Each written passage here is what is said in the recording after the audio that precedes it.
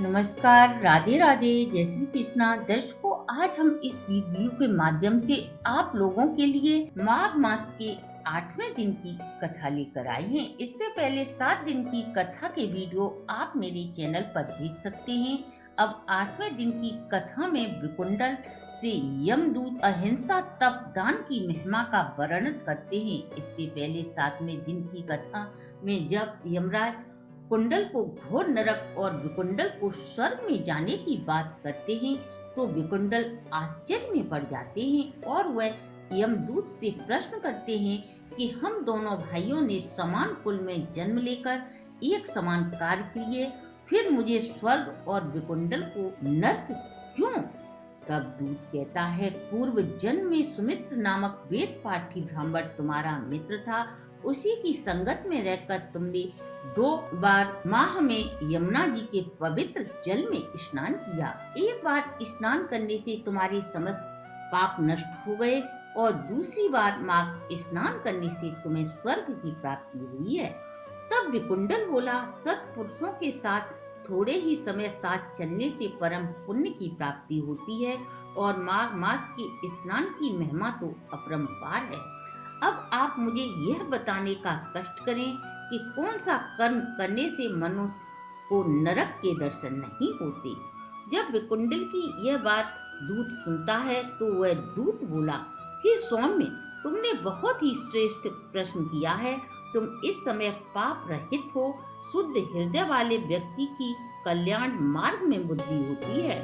पराई सेवा में तत्पर होते हुए भी मैं तेरे प्रेम के कारण तुझसे अपनी बुद्धि के अनुसार कहता हूँ, जो भी व्यक्ति मन वचन कर्म से किसी भी प्राणी को दुख नहीं देते वे कभी भी यमलोक के दर्शन नहीं करते। प्राणियों की हिंसा करने वाले मनुष्य वेद दान तप यज्ञ से किसी भी प्रकार से उत्तम गति को प्राप्त नहीं कर सकते, ऐसा ऋषियों ने कहा है।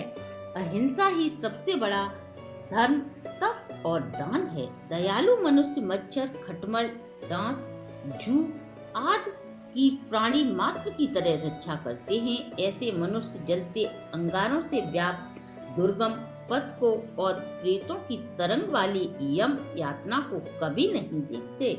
जो भी मनुष्य किसी प्राणी मात्र की हत्या नहीं करते वे सर्वदा भय मुक्त ही रहते हैं। इस प्रकार सीधी और टेढ़ी बहने वाली नदियां समुद्र में जाकर मिल जाती हैं, उसी प्रकार सभी धर्म दृढ़ रूप से अहिंसा अपनाते हैं। अर्थात सभी धर्मों में जीवों की हत्या को घोर पाप कहा गया है।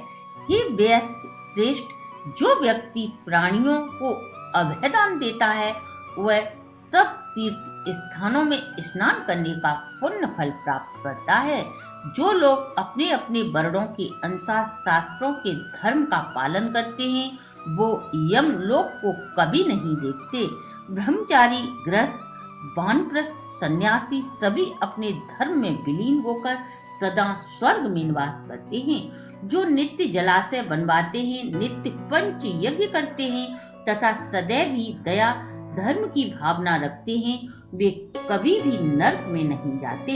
जो ब्रह्मचारी हैं, वेद पाठी हैं, नित्य अग्नि में होम करते हैं वो कभी भी यमलोक के दर्शन नहीं करते, हमेशा स्वर्ग का फल भोगते हैं। जो भी सूरवीर संग्राम में लड़ते हुए अपनी जान दे देते हैं वे सूर्य लोक होकर स्वर्ग में जाते हैं।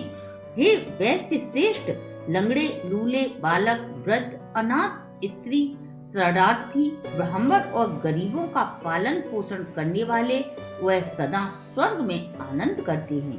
कीचड़ में फंसी गाय को निकालने वाले, ऋषि ब्राह्मण का कल्याण करने वाले, गाय की सेवा व चारा देकर गाय को संतुष्ट करने वाले वे सदा स्वर्ग का सुख भोगते हैं। यहाँ जहाँ गाय विचरण करती है वहाँ गाय के लिए हौदी बनवाकर जल भरने वाले, वहाँ जलचर और थलचर प्राणी इच्छापूर्वक जल पीते हैं। उनका असीमित धर्म बढ़ता है क्योंकि जल ही जीवन है, जल प्राणदान है। पीपल, नीम, बरगद के एक एक वृक्ष, वेल, आंवले के 3-3 वृक्ष, आम के 5, इमली के 10 वृक्ष लगाने वाले कभी भी यमलोक नहीं देखते।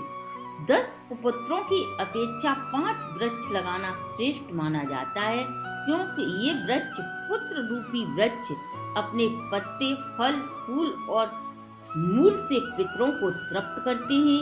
उन स्त्री और पुरुषों को कभी भी अग्नि में होम की आवश्यकता नहीं होती, जिन्होंने मार्ग में घनी छाया वाले वृक्ष लगाए हैं। ऐसे दानी सदैव ही स्वर्ग के गामी होते हैं। अच्छी छाया वाले फूलों से युक्त मार्ग में लगाए गए पेड़ों को जो भी मूर्ख व्यक्ति काटते हैं, वे बहुत समय तक घोर नरक का कष्ट भोगते हैं। हे वैश्य, जहाँ तुलसी का वन रहता है वह घर स्वर्ग के समान है। वहाँ कभी भी यमदूत निवास नहीं करते।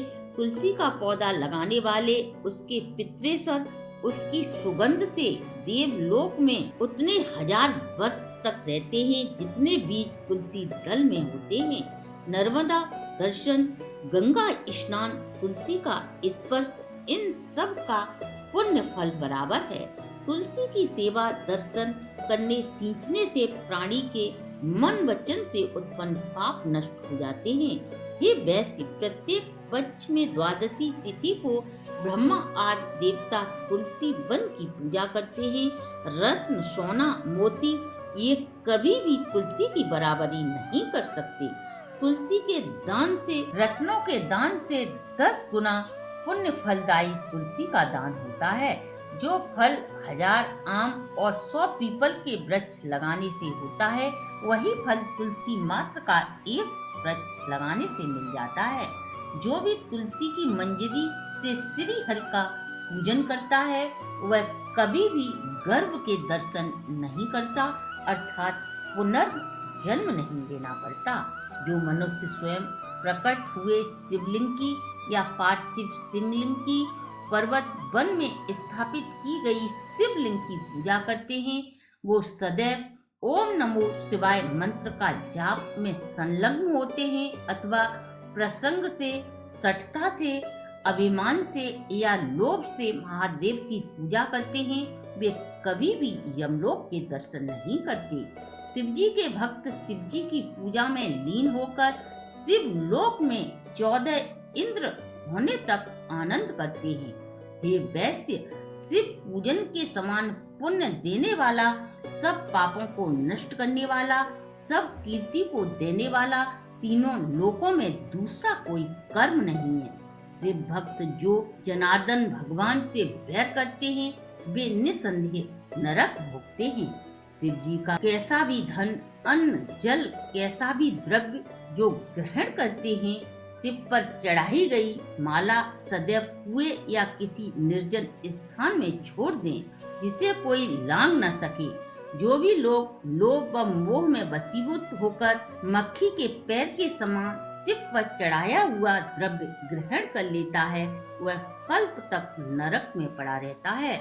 जो तृण, काष्ठ, पत्थर ब्रह्मा, विष्णु या महादेव का मंदिर किसी भी प्रकार से बनवाता है, वे लोग देवताओं के लोक में बहुत समय तक निवास करते हैं। हे वैश्य, जो लोग धर्मशाला, गौशाला, सन्यासियों के लिए विश्राम स्थल, ब्राह्मणों के लिए घर, गरीब दीन दुखियों के लिए कुटी बनवाते हैं, वे इंद्र के भवन में निवास करते हैं। इन स्थानों की मरम्मत करवाने से भी दूना फल प्राप्त होता है।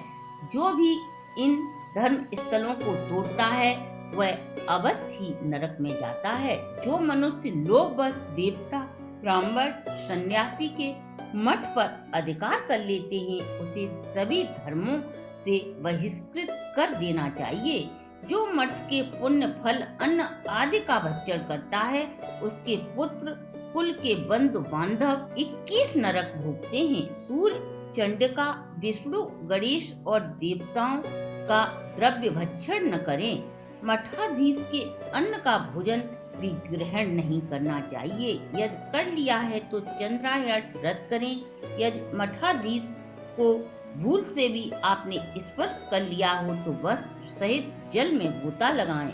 ब्रह्मा, विष्णु और शिव की पूजा के लिए जो लोग बगीचा लगाते हैं, वे देवलोक में निवास करते हैं। जो मनुष्य सदैव पिता, माता, देवता, अतिथियों की सेवा सत्कार में लगे रहते हैं, वे प्रजापति के उत्तम लोक हो जाते हैं।